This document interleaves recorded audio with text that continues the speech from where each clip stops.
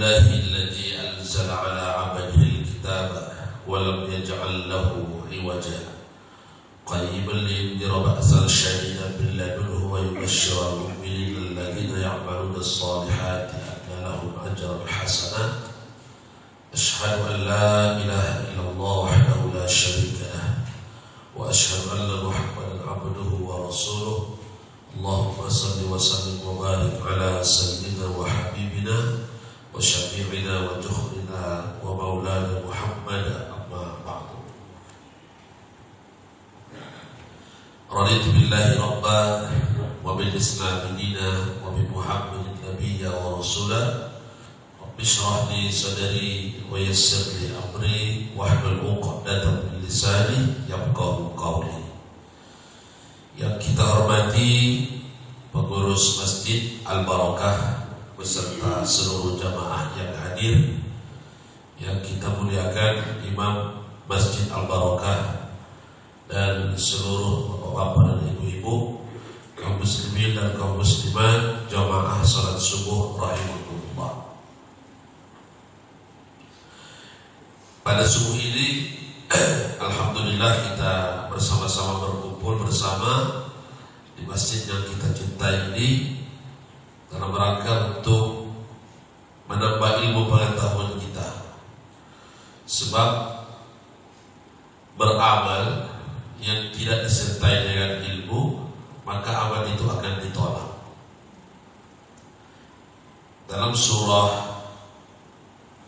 Al-Kahfi kalau tidak salah Bapak Ibu, wala taqfu ma laysa laka bihi ilm inna sam'a wal basara wal fuada ulaika kana anhum mas'ula.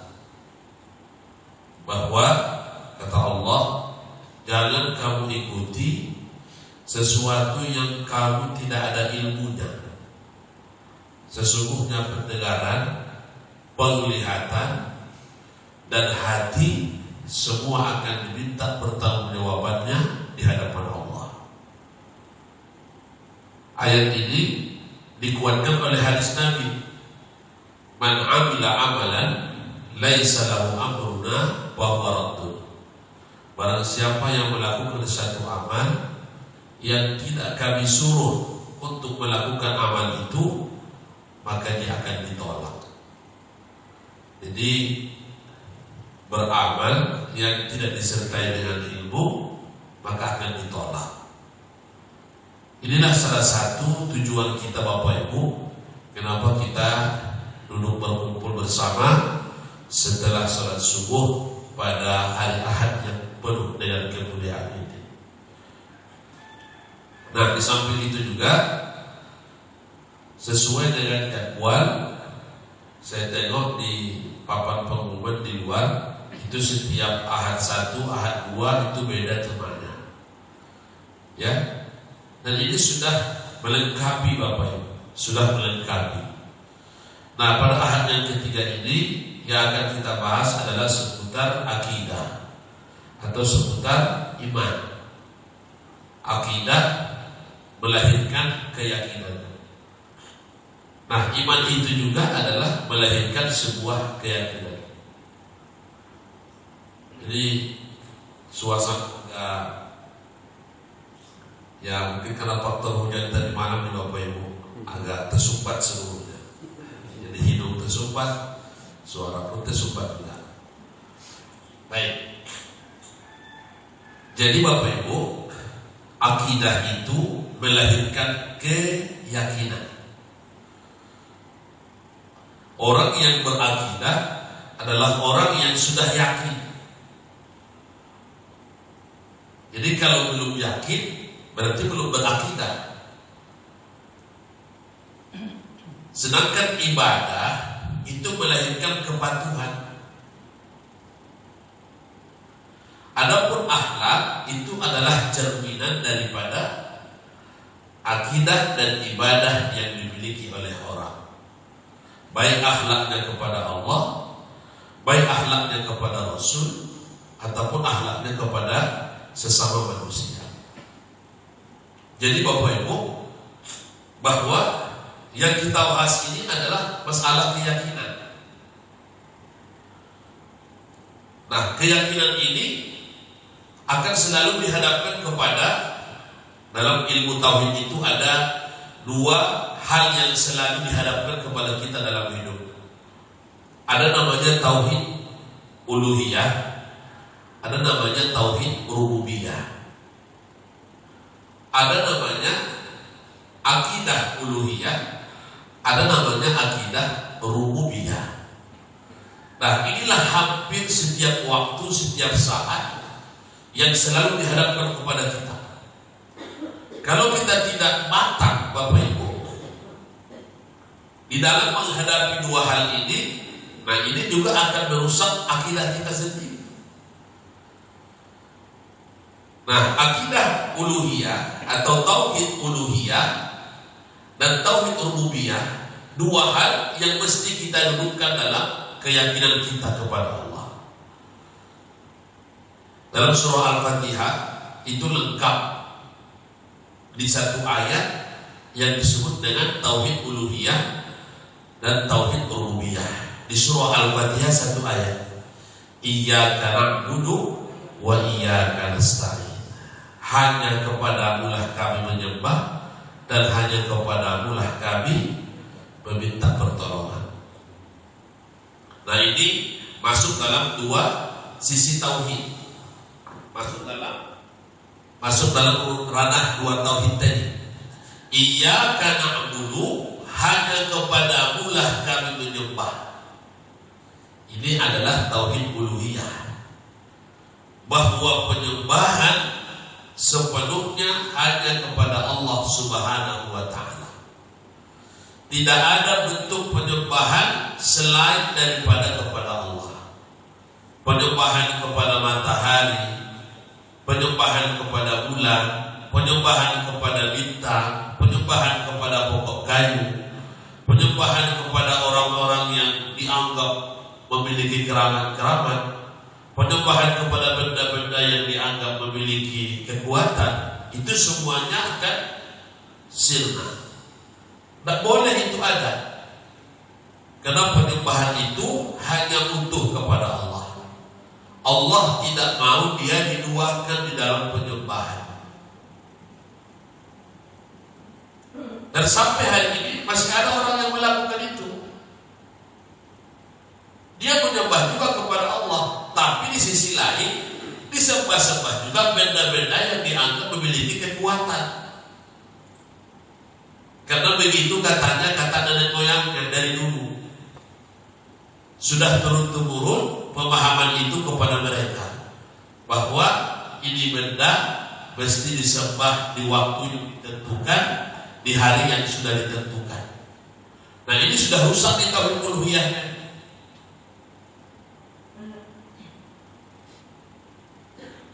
Nah, di sisi lain, tanpa disadari Bapak Ibu berbahagia,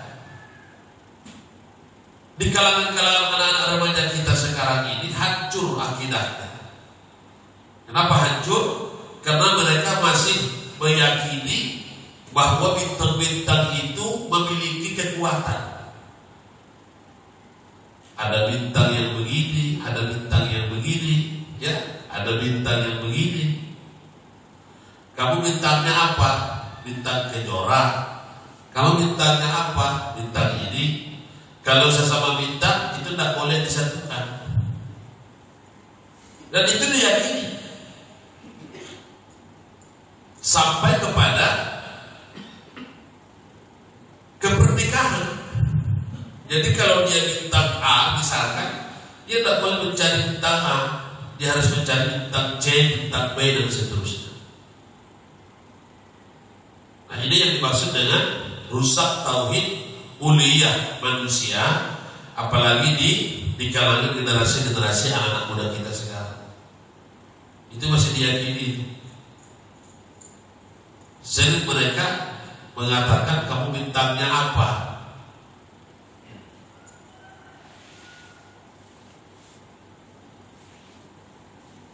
Nah, dari mana masuknya paham-paham ini Bapak Ibu? Ini masuk dari luar, ingin menghancurkan akidah atau tauhid daripada umat Islam, khususnya di bangsa kita Indonesia. Padahal sebagaimana yang sudah kita ketahui bahwa manusia-manusia yang menyembah bintang-bintang itu adalah turunan daripada agama yang disebut dengan agama Yahudi. Bahwa agama Yahudi ya termasuk agama yang selalu mengagungkan dewa-dewa. Maka bintang pun mereka akui sebagai dewa. Matahari pun mereka akui sebagai dewa. Sehingga ketika terjadi gerhana matahari, itu mereka mempunyai firasat tersendiri. Ada mara bahaya yang akan datang.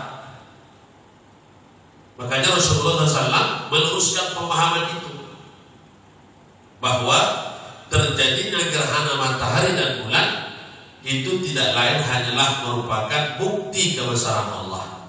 Bukanlah ketika terjadi gerhana matahari dan bulan itu menandakan ada orang yang akan mati, ada musibah yang akan datang dan sebagainya, tetapi itu semata-mata adalah bukti kebesaran Allah. Tetapi mereka tidak. Mereka meyakini bahwa matahari sedang ditelan oleh sang dewa yang besar. Ditelannya matahari itu makanya gelap.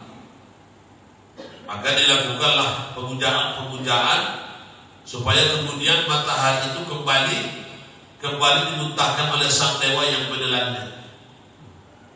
Nah, ini pemahaman-pemahaman yang merusak di Bapak Ibu. Ini adalah pemahaman yang merusak. Maka hati-hati kita. Nah, maka oleh karena itu mesti ada kekuatan yang timbul dalam diri kita bahwa kita hanya menyembah kepada Allah saja, kepada makhluk tidak. Walaupun dia itu adalah atasan kita, walaupun dia itu adalah majikan kita, walaupun dia itu adalah toke kita, tidak ada bentuk penyembahan. Berlebih-lebihan kita memujanya, memujinya kan? Itu kan juga bentuk penyembahan namanya. Mentang-mentang dia atasan, mentang-mentang dia toke kita, mentang-mentang dia adalah majikan kita, lalu kita berlebih-lebihan dalam memuji. Nah, ketika kita berlebih-lebihan dalam memuji, maka dalam memuji itu adalah bentuk penyembahan. Itu tidak boleh. Tidak boleh. Dan itu harus hati-hati kita. Jangan sempat rusak akidah kita, rusak iman kita dengan pujian-pujian yang berlebih-lebihan kepada makhluk, dengan harapan supaya kita ini disukai oleh atasan, disukai oleh majikan, ya kan? Itu sudah rusak akidahnya. Nah, ini juga termasuk dalam penyembahan. Jadi yang dimaksud dengan penyembahan itu bukan hanya bentuk seperti kita kalau kita sholat angkat tangan, rukuk, sujud, tidak, bukan hanya seperti itu. Dengan kata-kata pun Bapak Ibu itu akan dicatat sebagai penyembahan ketika kata-kata yang keluar itu adalah bersifat pujian-pujian yang berlebih-lebihan kepada seseorang, yang dibalik itu kita mengharapkan sesuatu. Terkecuali seseorang itu sudah dibolehkan oleh Allah untuk dipuji, seperti Nabi Muhammad misalkan kan, itu kan sudah dinyatakan oleh Allah memang Nabi Muhammad itu layak dipuji, maka kita puji Nabi Muhammad lewat pujian-pujian syair-syair, lewat pujian-pujian salawat-salawatan. Itu dibolehkan karena Allah sendiri pun memuji Nabi Muhammad. Bukanlah kemudian dilarang hal seperti itu karena Allah sendiri membolehkan. Mana dalilnya bahwa Allah itu memuji Nabi Muhammad? Ada dalam Quran. Innallaha wa malaikatahu yusholluna 'alan nabi ya ayyuhalladzina amanu shallu 'alaihi wa sallimu taslima. Sesungguhnya Allah dan seluruh malaikat-malaikatnya senantiasa bersalawat kepada Nabi. Wahai orang-orang yang beriman, bersalawatlah kamu kepadanya dan dan bersalam. Jadi sholawat dan salam itu adalah bentuk pujian kepada Rasulullah Sallallahu Alaihi Wasallam.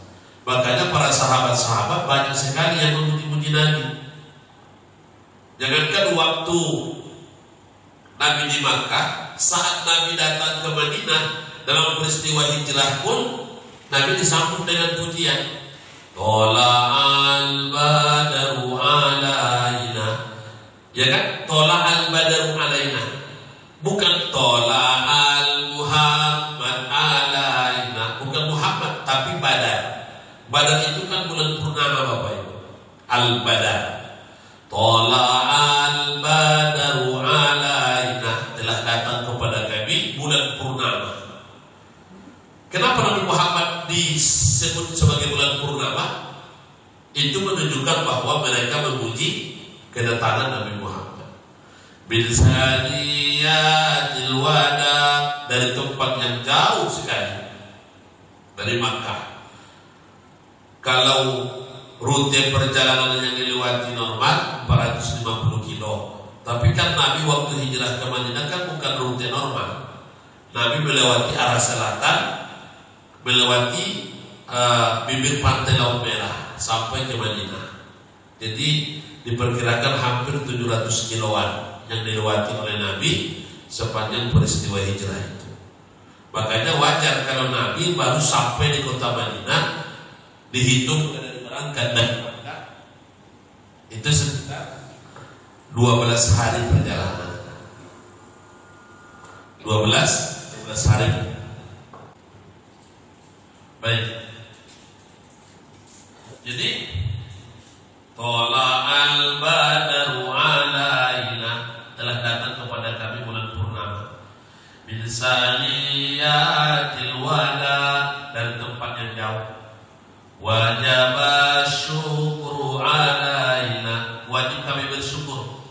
Mada'an lillahi da, karena kedatangannya orang yang telah dipuji oleh Allah Subhanahu wa taala. Jadi kalau ada dalil yang membolehkan kita memuji seseorang makhluk, maka itu boleh, seperti memuji Rasulullah Sallallahu Alaihi Wasallam. Banyak sekali itu pujian-pujian kepada Nabi itu. Yang jelas itu di dalam kitab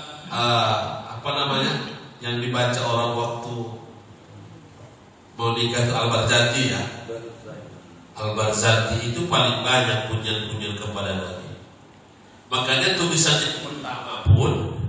yang pertama pun dalam kitab Al-Barzanji itu kan Al-Jannatu.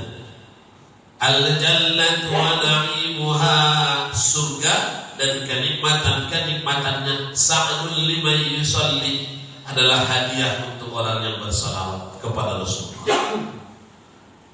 Segala jenis model salawat-salawatan ada dalam Al-Barzanji itu. Salawat Nadia ada di situ. Salawat Kawakib ada di situ. Salawat Ibrahimi ada di situ. Salawat Nurul Anwar ada di situ. Salawat Tibbil Qulub ada di situ. Salawat Al-Fatih ada di situ. Ini semuanya adalah pujian-pujian kepada Nabi.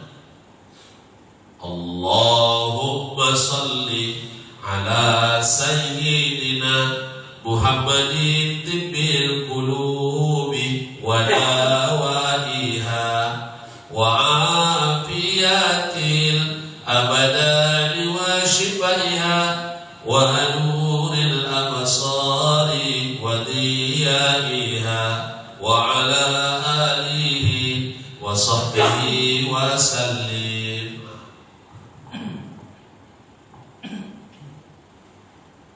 Jadi tauhid uluhiyah itu adalah menghambakan, menyembah hanya kepada Allah saja, tak ada kepada yang lain.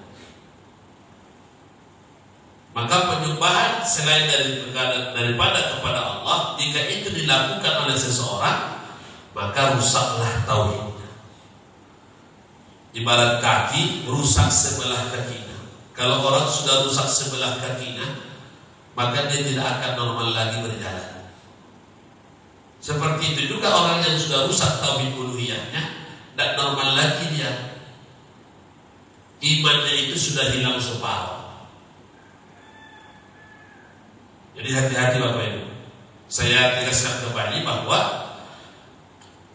tauhid uluhiyah ini bukan hanya bentuk menyembah seperti kita memuji-muji, pujaan-pujaan, melakukan sajenan-sajenan dan sebagainya, tidak. Dalam bentuk ungkapan kata-kata atau dalam bentuk sikap pun, bila itu kita pandang adalah sebagai bentuk memuji makhluk, itu juga disebut dengan namanya memuji selain kepada Allah.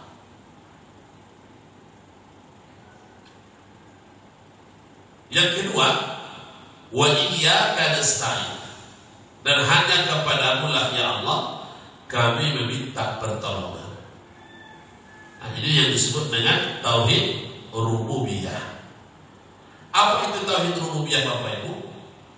Meyakini sepenuhnya bahwa yang mencipta, yang memelihara, yang mensehatkan, yang mendatangkan penyakit, yang bisa menolong, ya, yang memberikan rezeki, yang menghidupkan, yang mematikan, itu semuanya adalah Allah, tidak ada yang lain. Menghidupkan, mematikan itu urusan Allah, tidak ada urusan yang lain. Maka soal hidup dan mati hanyalah urusan Allah saja. Bicara soal hidup dan mati tidak ada urusan makhluk di situ. Jadi ini harus diyakini bahwa hidup dan matiku hanyalah milik punya Allah. Itulah yang kita baca waktu sholat. Inna sholati wa nusuki wa mahyaya wa mamati lillahi rabbil alamin. Sesungguhnya salatku, ibadahku, hidupku, matiku milikmu ya Allah, bukan milik siapa-siapa.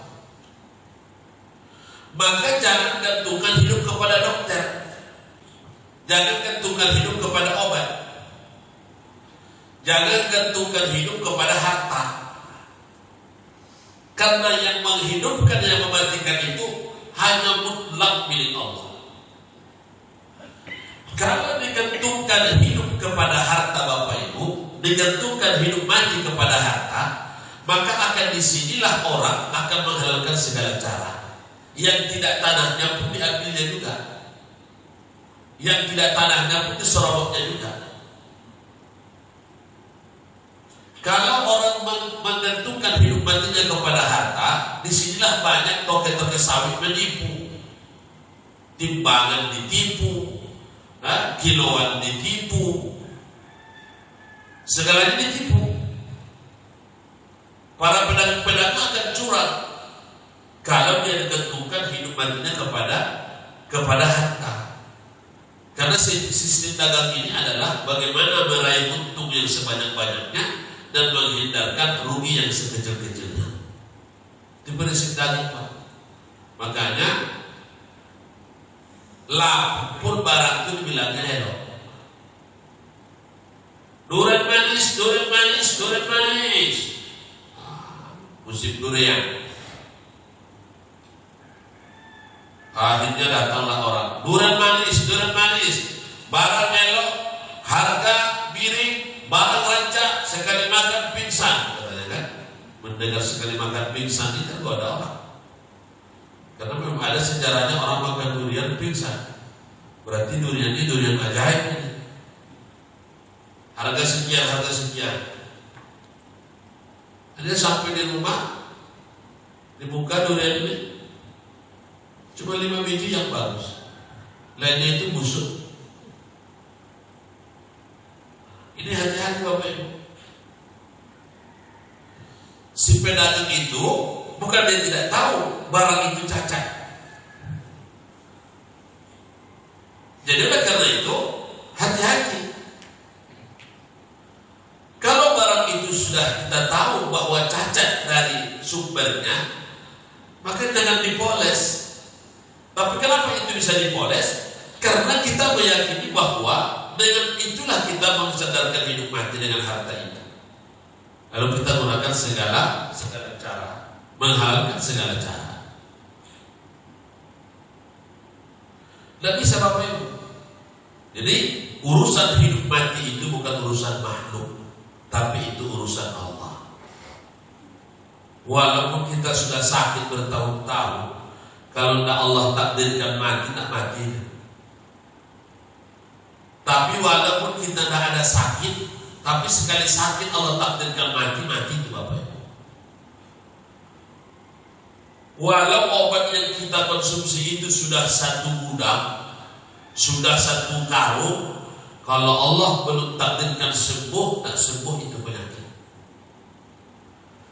Tapi kalau satu obat saja kita konsumsi, lalu Allah takdir di situ sifat kesembuhan, sembuh itu penyakit.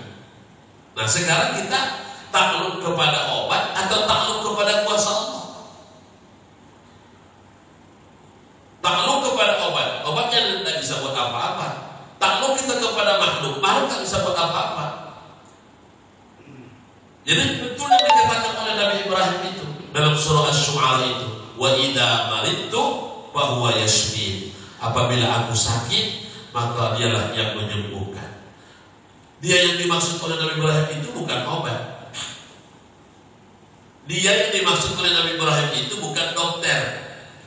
Dia yang dimaksud oleh Nabi Ibrahim itu bukan ustaz, bukan dukun, bukan orang yang pandai mengobati, bukan. Tapi wa idza maridtu fa huwa yashfin, apabila aku sakit maka dia yang menyembuhkan. Itu yang dimaksud Nabi Ibrahim adalah Allah. Kalau kita lihat perkataan-perkataannya di sini luar biasa. Ini semuanya masuk dalam ranah tauhid rububiyah.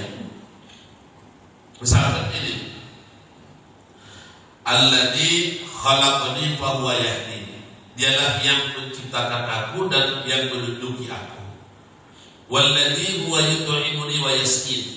Dialah Allah yang memberikan aku makan dan yang memberikan aku minum. Wa idza maridtu fa huwa yashfin. Dan apabila aku sakit maka dialah yang menyembuhkan. Walladzi yumituni tsumma yuhyin. Dan dialah yang mematikan aku kemudian dialah yang menghidupkan aku. Ini kan semuanya tauhid rububiyah. Yang memberi rezeki, yang melancarkan usaha, yang membuat dagang kita jalan, bisnis kita berhasil, itu bukan karena siapa-siapa, itu karena kehendak Allah semata saja. Jangan bilang karena saya kalau tidak datang kemarin minta tolong kepada seseorang, didoakannya usaha saya ini mungkin tidak jalan usaha saya. Itu sudah rusak tauhid rububiyah kita. Anak saya ini tidak sembuh-sembuh. Sekali saya obat kepada ada tukang pandai mengobati di Tenayan Raya. Sekali mengobati ke sana sembuh langsung penyakitnya. Memang mantap bapak itu. Memang mantap bapak itu. Dan itu diakui dalam hatinya, memang mantap bapak itu katanya. Berarti hilang Allah. Hilang Allah itu sudah rusak rububiyah kita. Berarti kita memuji orang itu. Dia itu memang jago itu. Sekali dia pegang yang sakit itu hilang langsung sembuh.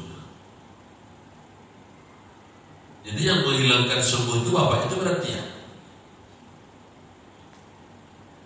Ucapan dengan keyakinan itu hati-hati Pak. Ucapan dengan keyakinan itu hati-hati. Contoh, jadi kita lapar, lalu kita makan. Kebetulan nasi yang kita makan ini nasi yang harga berasnya mahal lah. Apa sekarang beras yang paling mahal? Kurit kusut. Kan termasuk beras mahal kan? Kurit kusut. Itu dimakan, tambah pula gulanya ikan bawang kan. Habis itu kenyang. Lalu setelah kenyang, memang mantap balik kulit itu. Tambah pula lauknya ikan bawang. Luar biasa. kenyang buahnya, enak pula makan itu. Memang luar biasa. Dihilangkan Allah di dalam itu sudah rusak rububiyah. Berarti yang menghidangkan itu bareh kulit busuk itulah. Yang membuat enak itu ikan bau itulah. Berarti tidak ada Allah di sana lagi. Dan itu diyakini dalam hati, bukan hanya ucapan. Ucapan mengiringi bentuk hati juga begitu. Hilang Allah dalam pengucapan itu. Nah, itu hati-hati Bapak Ibu. Beda misalkan begini. Bareh kulit busuk itu memang mantap. Sekali makan enak. Itu lisannya, tapi dalam hatinya itu karena Allah. Itu tidak rusak tauhidnya.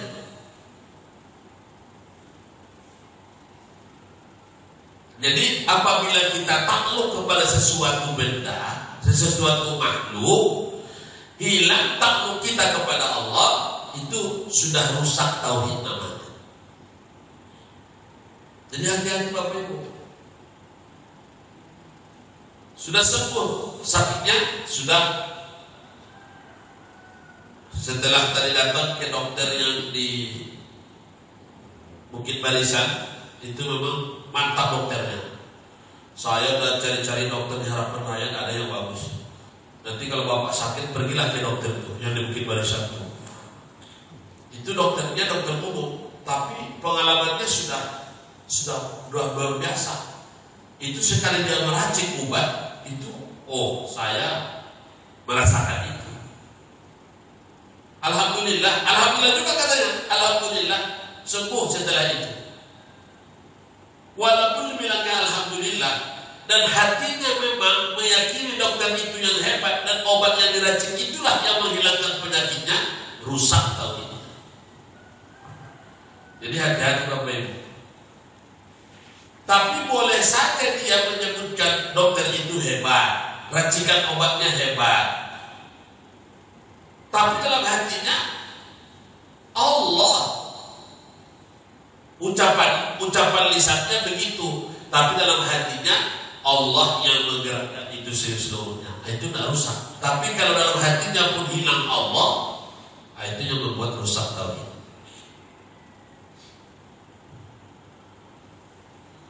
Jadi ini yang mesti kita pelajari Bapak Ibu, ini yang mesti kita dudukkan.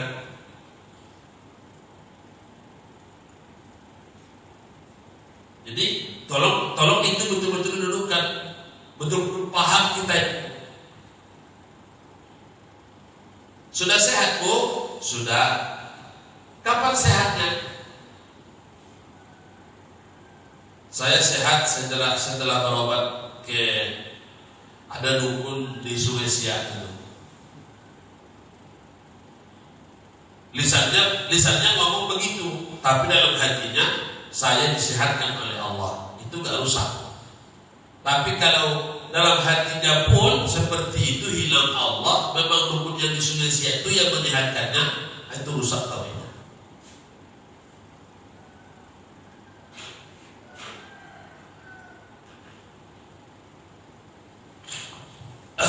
Jadi Bapak Ibu,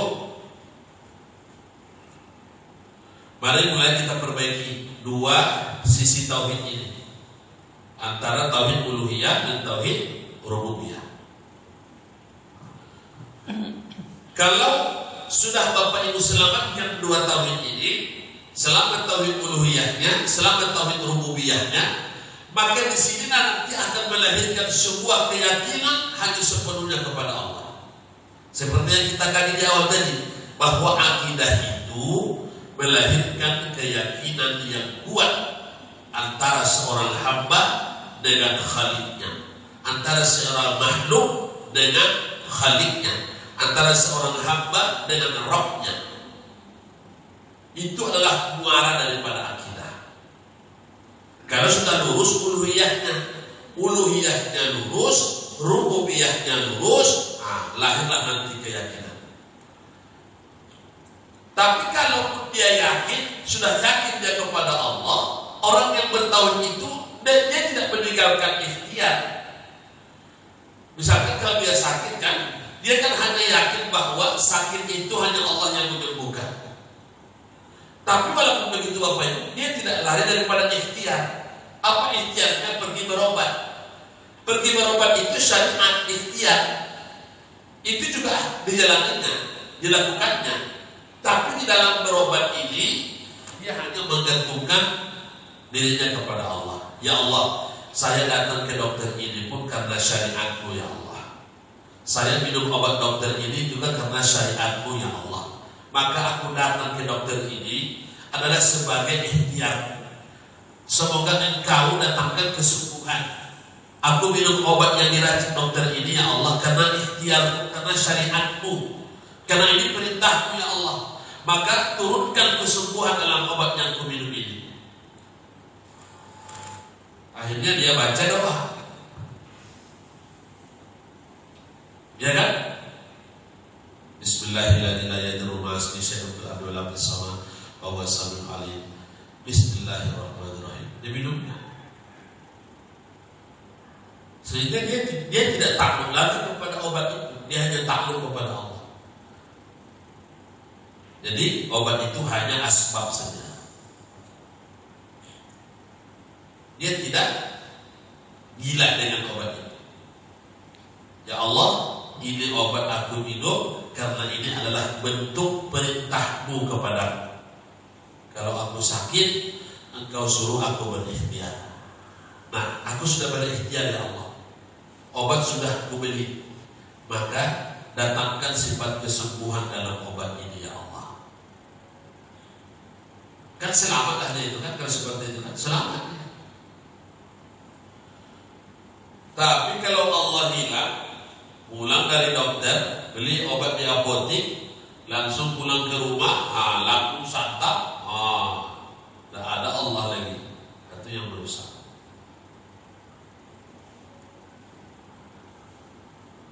Dan ini berlaku dalam segala apa yang akan menimpa dalam hidup kita Bapak Ibu. Semuanya berlaku.